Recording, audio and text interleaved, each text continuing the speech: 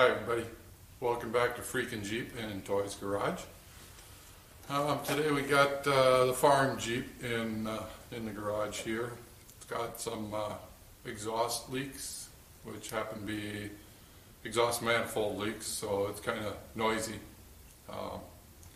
Also giving us O2 sensor codes because it's sucking a little bit of air through the exhaust. So today we're going to take the intake off, take the exhaust manifolds off the head, take bolts out and clean the stuff up and put a new gasket in it. Shouldn't be too hard, it's an average job, you know. I think you could probably do it in your driveway pretty easily. I'm not going to be taking the exhaust off of the exhaust manifolds. I'm just going to unbolt the manifolds and let them fall to the side a little bit. There should be at least a finger's width room in between the head and the manifold, so it shouldn't be too difficult. We can slide a new gasket in, clean up what we need to, maybe use a file, and yeah, we'll also do a fuel injector change. I got to take it apart anyway, so might as well do the fuel injectors. So I'm just going to do some 4-hole injectors. I believe the ones I got came out of a 2001 or 2002 Ford 3.8. I don't know, front-wheel drive. I found it in the junkyard, and I matched up the numbers. I looked them up on the internet, found the fuel rate or the flow rate, and I figured out they're real comparable to I'm using like a 4-hole from a 4.6 Ford, like the 4654 orange injectors are really common. Just about everybody uses those. And just because I'm going to a 4-hole doesn't mean I'm adding more fuel. That's controlled by the computer. The computer uses the O2 sensors and it adjusts to make sure that you have the correct amount of fuel. But instead of one hole squirting in there, puddling, and you got to wait for it to evaporate, and you don't always get the best mixture of the fuel, atomization, fuel to air ratio, if you theorize that, which I don't want to get into. There's a lot of other videos out there on that theory. But with a 4-hole injector, we get a much better atomization, so we get more of a mist cloud, which mixes with the air better, goes into the cylinder. It burns a little bit more cleaner. We make a little better efficiency on power. So it's not that we're gaining power, not we're losing power, just making it a little easier to make the power, which is, in the long run, will improve your fuel mileage a little bit. I'm going to say 1 to 2 miles per gallon, maybe. Some people swear by the 12-hole injectors. You just get better at atomization. I can't say you're going to get that much better fuel mileage. Maybe 3 miles a gallon versus 2. Then it comes into being, if you got to pay $300 for fuel injectors, it takes a lot of time, a lot of miles at 1 mile per gallon or 2 miles per gallon to make up all that money. So that's why I use a 4-hole. You can go to your local pick and pull yard or junkyard, find yourself a Ford 4.6 or a couple of neons or something, and find yourself 6 fuel injectors, and chances are 30, 35 bucks you can walk out with them, and you're going to gain the fuel mileage. It's a lot easier to make up the $35 in fuel mileage than it is 300 bucks if you got spend that much on some fuel injectors. So anyway, I'm babbling away. I know it's kind of boring. Oh well. Let's get back to doing what we do best and getting our hands dirty. Yes, my hands are dirty already. And let's dig in and start taking this thing apart. I think it's cooled off enough to get started. First thing we're going to work on, we're going to take this air box out. Well, this one, the air box was already broken, so that and in one of my other videos I refer to flat Jeep. And when we got flat Jeep, it originally came with the K&N on it. I didn't throw it out, so I just reused it. I did modify it a little bit. I had noticed when you're getting on the highway, there was a little bit of lag when you rev it up. When you got up around 5,000 RPMs, it felt like somebody's pulling you backwards. And it turned out that it wasn't the air intake here. The nipple that's on the bottom was, the hole diameter was too small. It was like 45 millimeter or 50 millimeter. And this thing is, we got the intake and throttle body hogged out to a straight 60 millimeter all the way through. So it added a real restriction. I'll show you once I get this off what I did to remedy that. It was pretty simple. That's why that's on there. It's not, wasn't there because we wanted to go faster, because it's a 4.0. It just ain't fast. So let's grab some tools. See you in a second. All right, I got that off. When you buy a K&N, it comes with a little stub with a little silicon coupler on there. That little spout on there was what was too small. I took a hole saw, cut this out. You can see, very big. You know, I can almost put my fist through there, right? And an old air filter, some Spectre, cheap Chinese one, whatever. But they got these nice little adapters on, right? I pulled this out. I had to do a little file work on here, rotary file. But I just put this on in here. Makes a good seal. Now it's bigger than the throttle body. Now it flows much better at the higher RPM. So, not much to it. It was pretty simple. Maybe the new ones are different. This was probably one of the originals. Like I said, I didn't buy it. It came on the Jeep. But with my modification, it was pretty simple, pretty quick. Only took half hour to do. Made a huge difference. Looks like this air filter needs to be washed. That'll be another video, maybe some other day. I'm going to dig in. We're going to take this out. That's going to give us a bunch of room in here. Power steering. The power steering pump will have to come off. We'll let that hang down, which should give us enough room to be able to get in here. I may have to unbolt the ABS. I'm not sure. We'll see once. But let me get this stuff out and check back with you.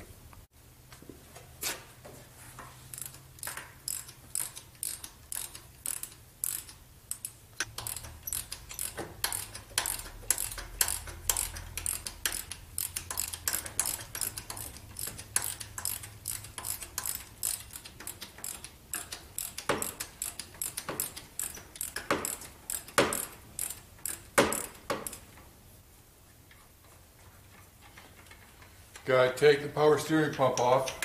It's bolted to the intake on these. If you want to remove the intake, gotta remove the pump.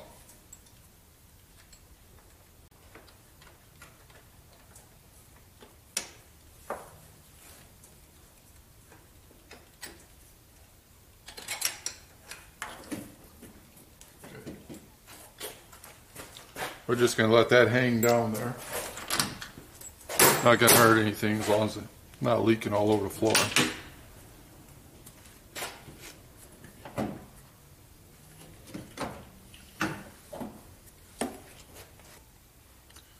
Next thing we'll work on, we're going to get these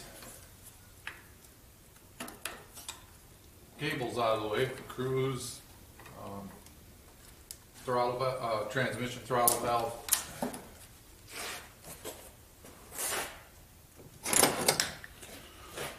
Let's see.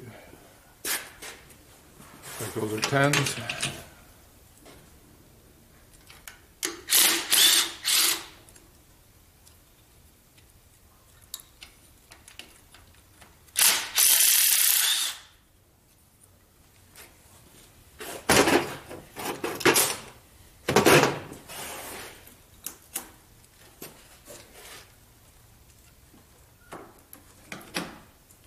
That side, now we're getting there.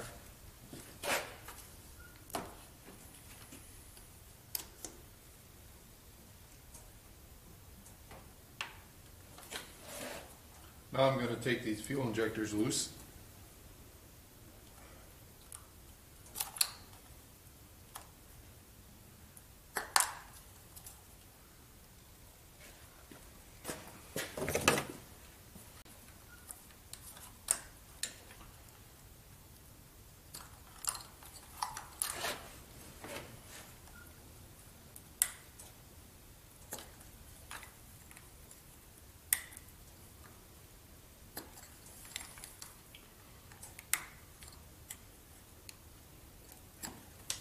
Okay, fuel injectors are loose. Next is going to be the fuel line. That's going to squirt a little bit.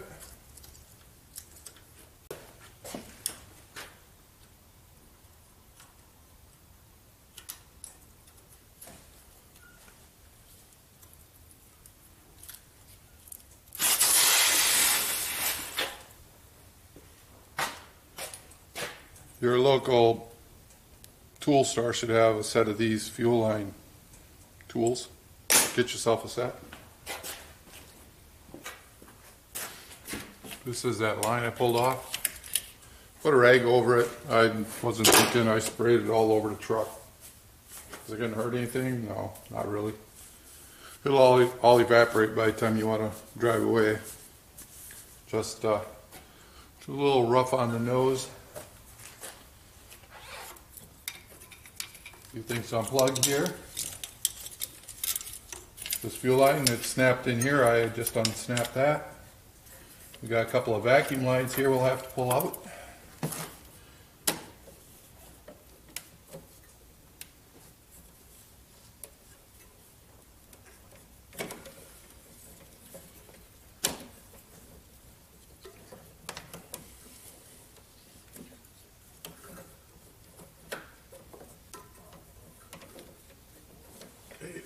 Well, they don't want to stay out of the way very well, but maybe we can get it shoved up in here somewhere. There we go.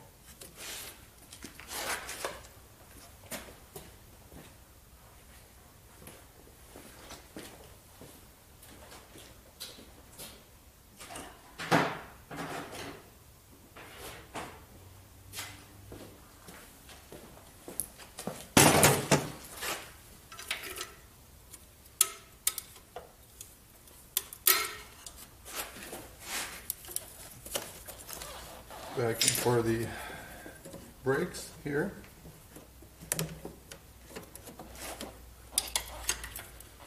Fuel line gets shoved out of the way here a little bit.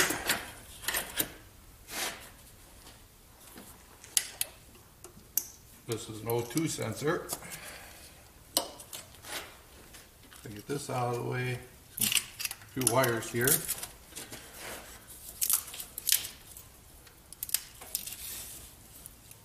Another O2 sensor here, looks like.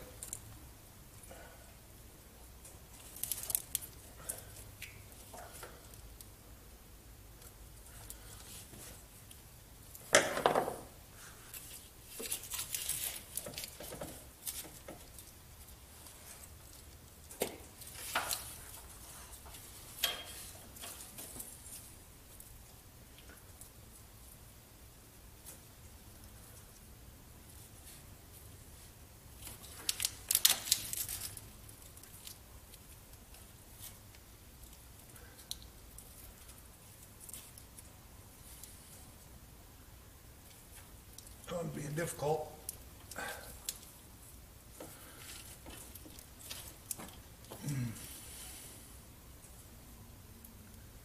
Or maybe it's not. Looks like somebody melted it.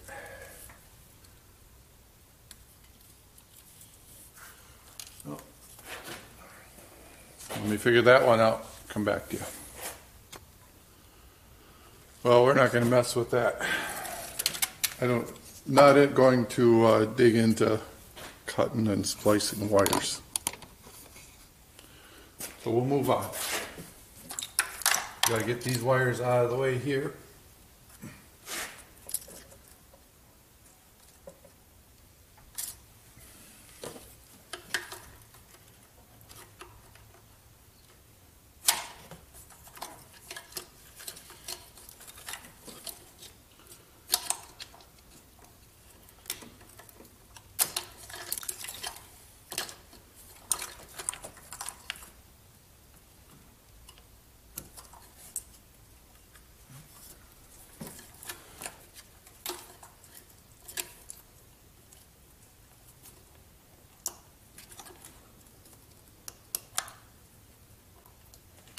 Okay, wiring's unhooked. Once we get this fuel rail out of the way,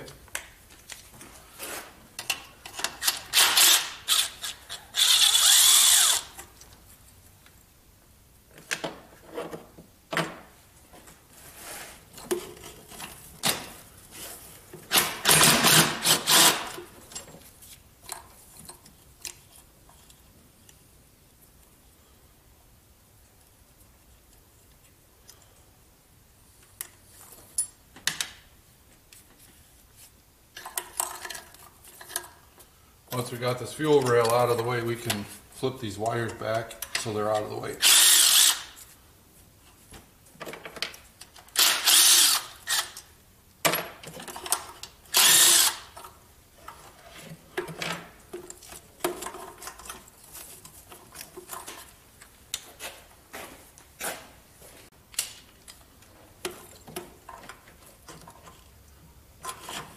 see if I can get on there.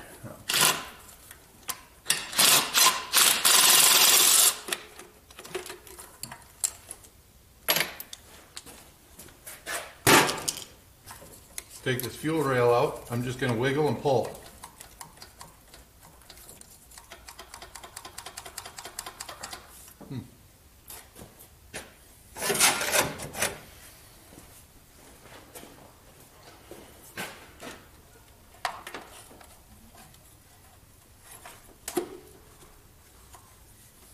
With fuel rails, I don't like prying, but we're going to have to do a little bit of, I need a little more leverage here. Pop the O-rings loose. There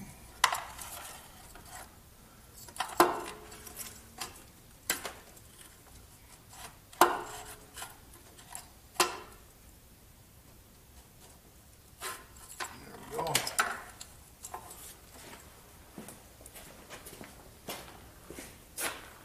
Looks like a couple of the O-rings stayed in the intake, so once we get this intake pulled back, we'll take a pick and we'll pull those O-rings out. We don't want to leave those in there.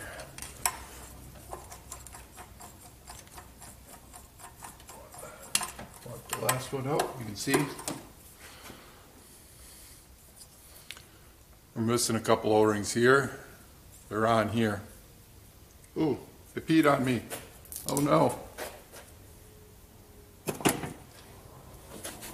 Make sure after you dump all the gas all over yourself, go in the house and share it with everybody else.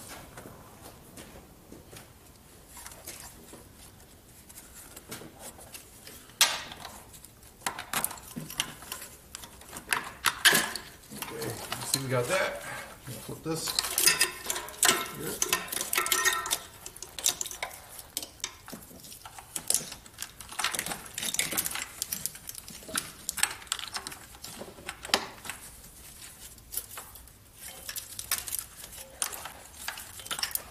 Okay, we've got that all out of the way. Take this little heat wrap off. Save that, we'll put that back on.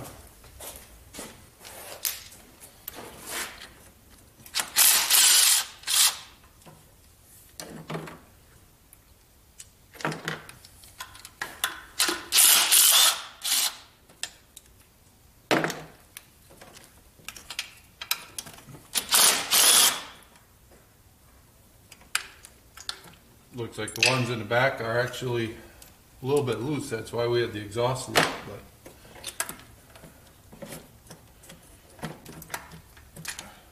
can't get it out. Our 9/16, 14 millimeter.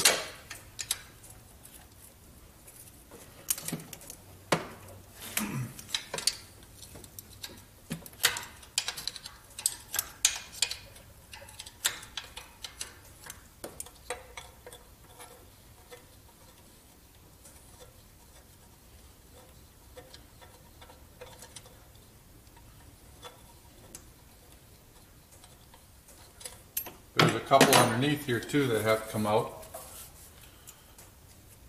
That one's missing already. That one there has got to come out.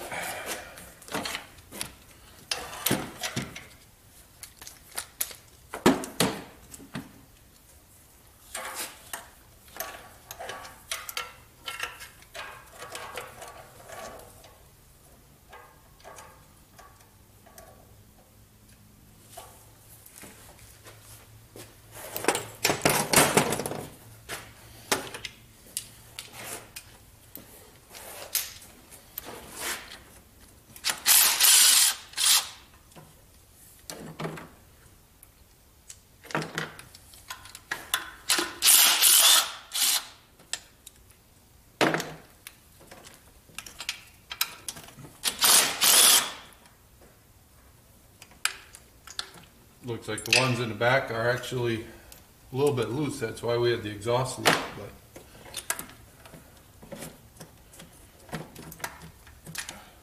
can't get it out.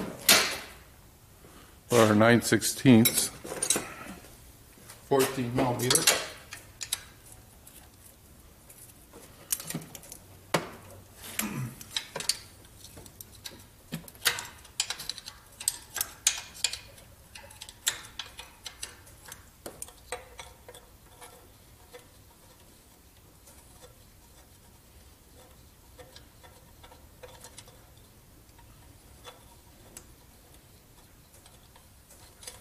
There's a couple underneath here too that have to come out. That one's missing already. That one there has got to come out.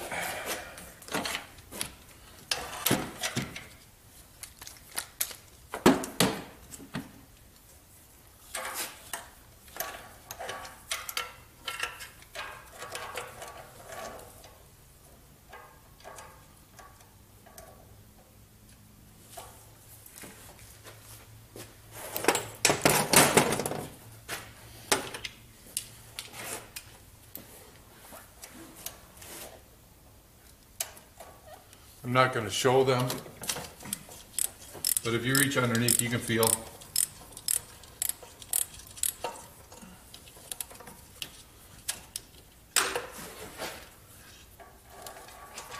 The ones underneath, I'm just going to loosen them up so I can pick the intake up.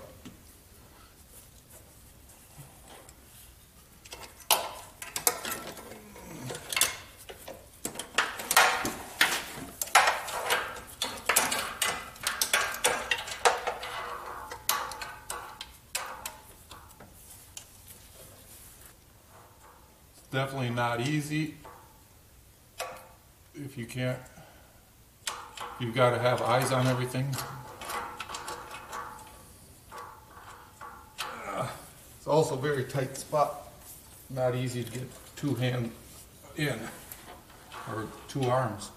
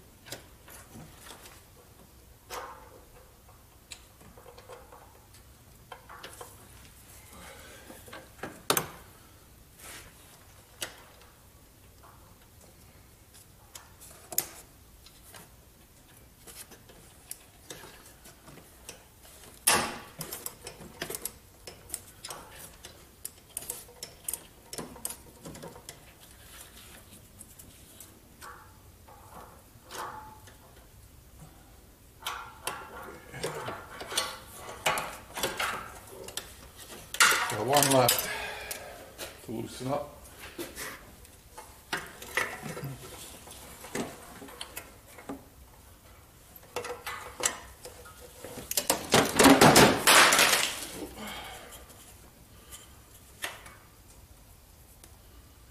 That one actually feels like it's missing, so.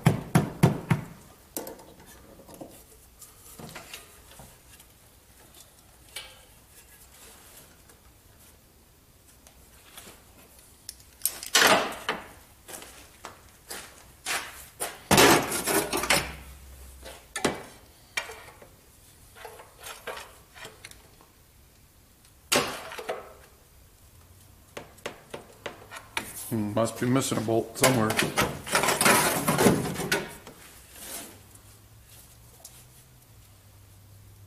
Oh yeah.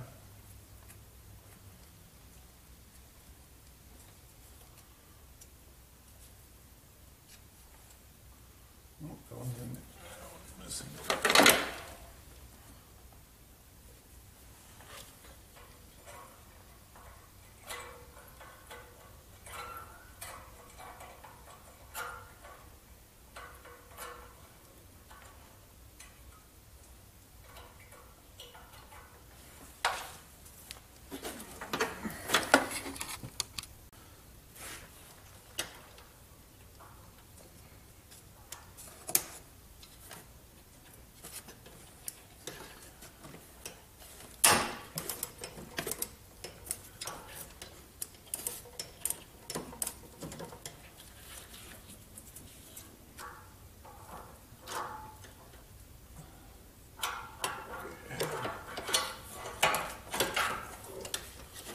Got one left to loosen up.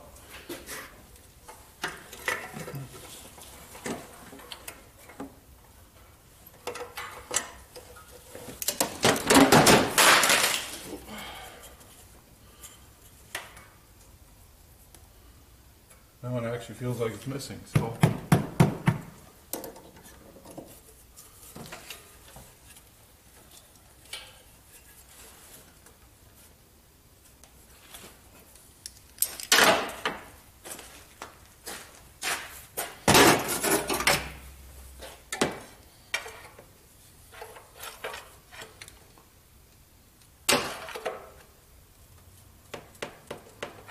Must be missing a bolt somewhere.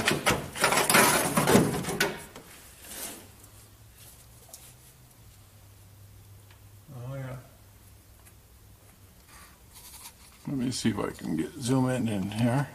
You can see there's a bolt there. There's one there, that one's missing. And I've got same thing back on this side here.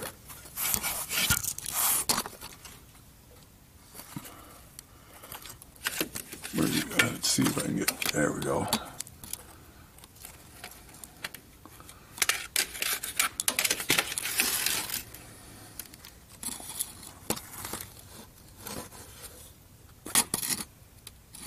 All right, there we go. Now you can kind of see it. Right there. Okay, there's 4 bolts that you get from the bottom side. You have to get them turned out quite a ways, but when you get that far, you can tilt. So you can see there are these holes here. These are actually on some dowel pins in there. I'll show you in just a second once I set this down.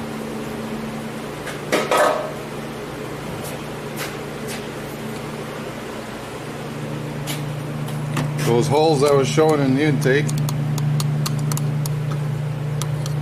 sit on these little dowels right here.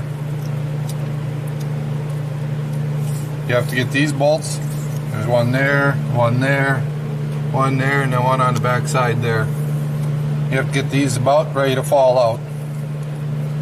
Then you got enough room to take them, slide that intake back and get it off of there. Now I'm going to take those exhaust bolts out for the manifolds, and then we'll get that gasket out of there and cleaned up. Alright, now you can see I've got the gasket pulled out. We can see here. See how blackened it is here? It was all leaking here. The back half was, front looks good, back half was leaking. That was all our exhaust noise. So we're going to get a new gasket, get it put in there, put this thing back together. You can see there's quite a bit of gap in here. Get my hands in here, we'll get it all cleaned up. Alright, got the gasket set in there, and we got some bolts tightened up on the exhaust. I've got these bolts sitting here. What I did, because I'm kind of goofy, those alignment pins I showed up earlier, this was circle, okay? I cut the bottoms out so I can slide them on a little easier. That's just so it's easier for me to put the bolts in, you know. I can turn the bolts in a little farther than being just hanging there. Also, when I took this intake, when I took the old intake off, I found backside here on the one that was on here was cracked and broken off. Luckily, I got a spare laying around because I've been working on these Jeeps a while. So this, I'm just going to slide in here. Ooh. We'll rotate.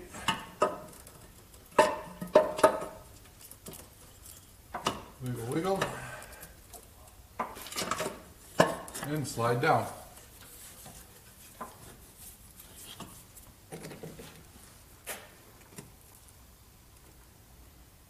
Much easier.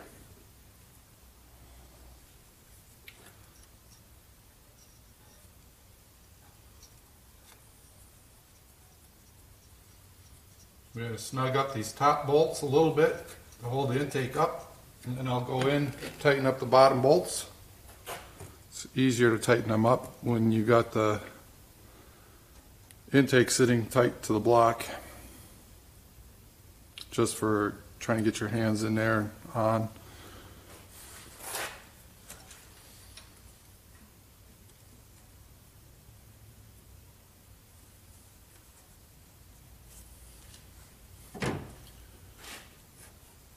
If you don't already have a set of these wobble type sockets, go down to your favorite parts store, get yourself some. Standards and metric, because we own a Jeep. Half of it's standard or American for you overseers, and the other half is metric.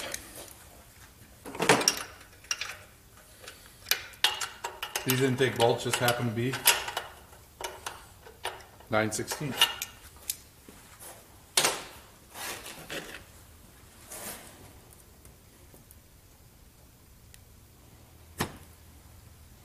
And like most intake bolts, they're supposed to be, I don't know, tight. Not super tight, not crank tight. I think probably like 18 foot-pounds or something like that. I don't know, I didn't look it up. Most intakes are 18 to 22.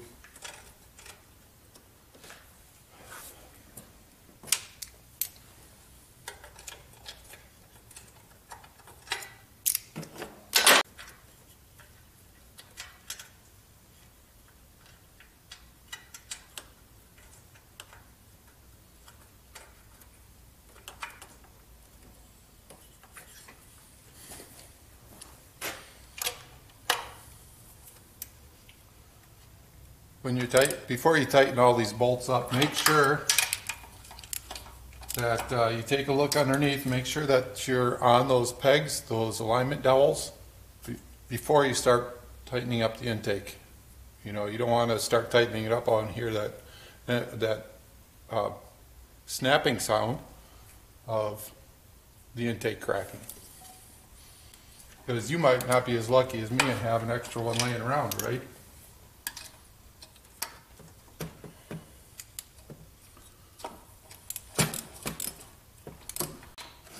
Make sure they're all snug. I know I didn't tighten up the back one.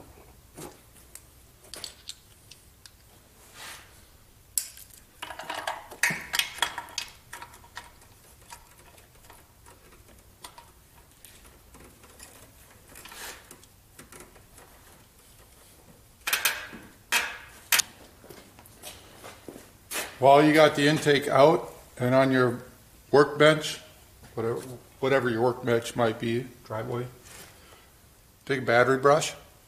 Most of you got one of these already. Give a little twist inside each injector hole.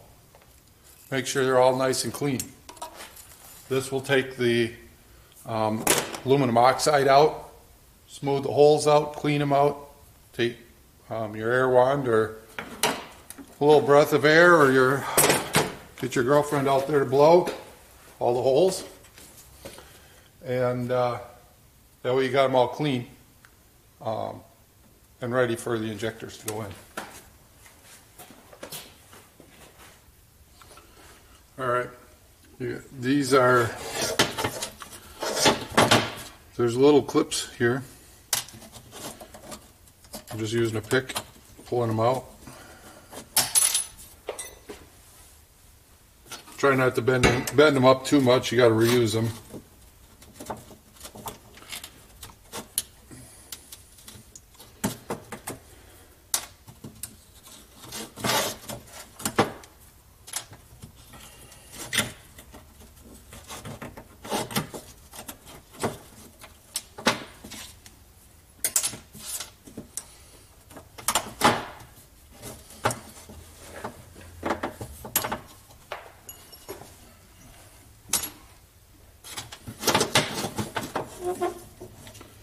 Just going to wiggle them around in circles. Try to get that top O-ring to pop out.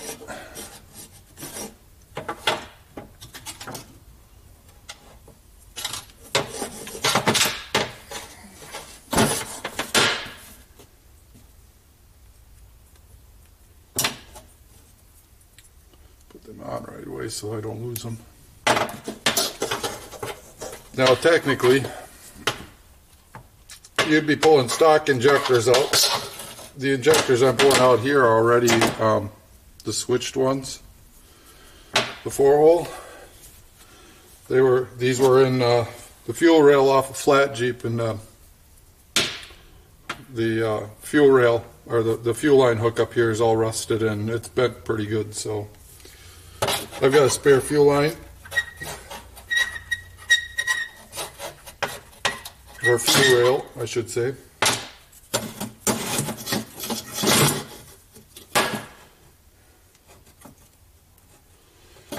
But the procedure is the same. You're going to pull the old ones out.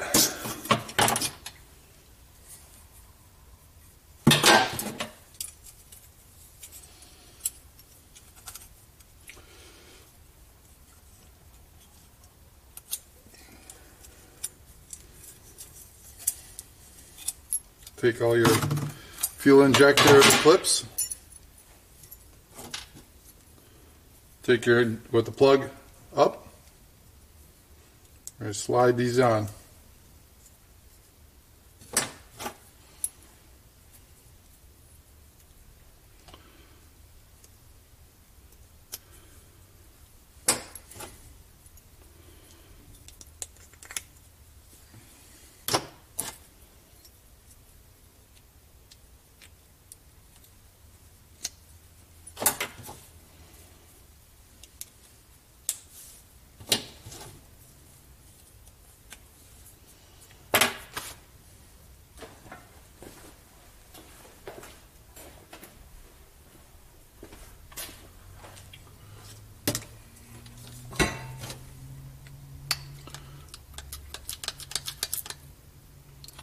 This is just a little bit of transmission oil. I like using transmission oil as a all-around lubricant. I'm just lubing up these O-rings so that they slide in. You can use grease or petroleum jelly. I don't have petroleum jelly, Vaseline. I have lots of transmission fluid. We do build transmissions a lot in this shop, so If you guys are in Wisconsin and need a transmission rebuilt, make sure you hit me up. We're in Green Bay. We'd be happy to build a transmission for you. Okay, I know that these bolt holes are down, and if you hold it, that fuel rail points out, so that's right. So you're going to put all these, wiggle, twist, and in they go. Just be careful, you don't want to cut those O-rings, because if you cut the O-rings, it's going to leak.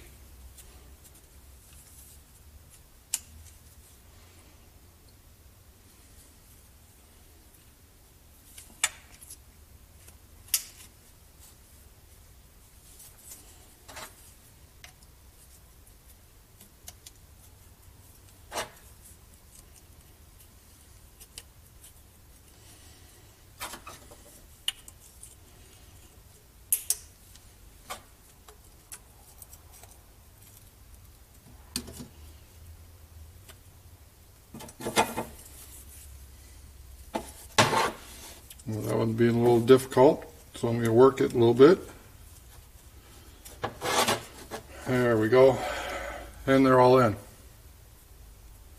Now we'll take it back to the truck and put it in.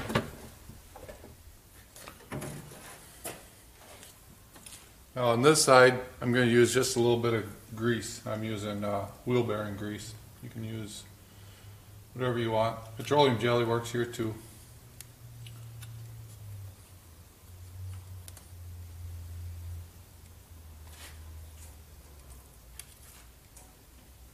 Just putting it on with my finger, a little swipe around.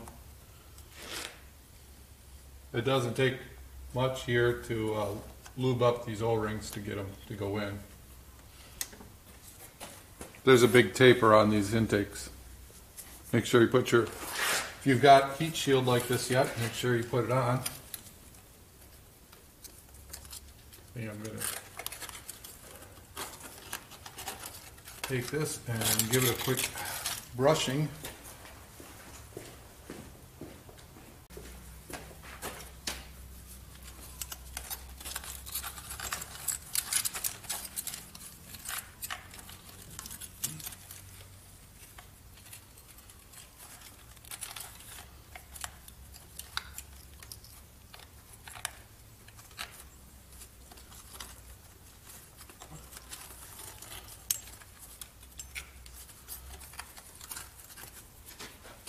That helps insulate the fuel rail from heat, which if you get a lot of heat in your fuel rail, you'll causes the gas to vaporize in there, and your truck will run kind of funny when you at some point when you like if you go to the store, come out, go to start your truck, and you go to accelerate, and it kind of dogs out and it kind of coughs, sputters, might even quit on you.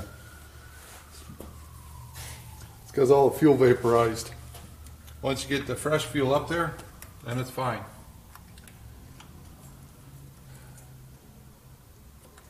I think before I do that, I'm going to set this wire harness all back into place.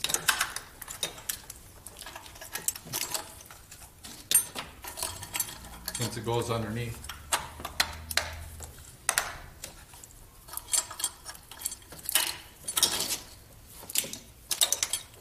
Okay.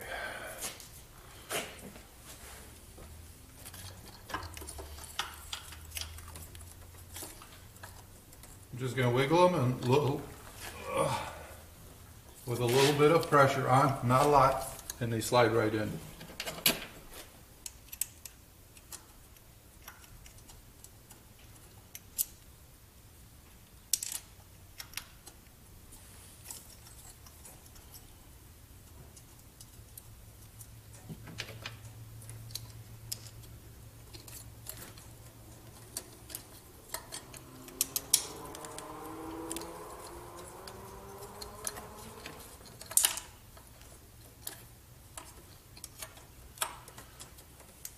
Put our bolts back in.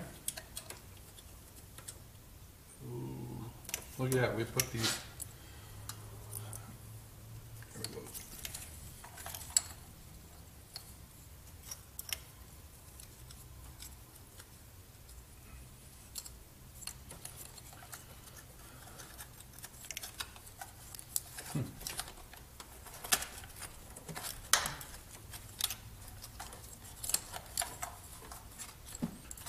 luckily we can turn them.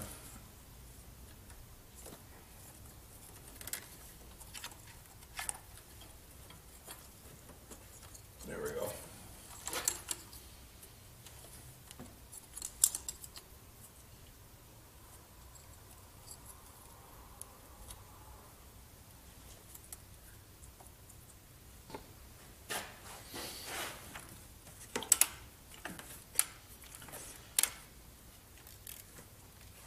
Did you know the warranty on my vehicle is about to expire and I need to act quickly to renew it?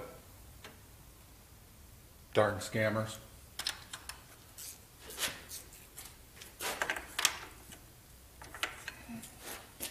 Next we can do the belt.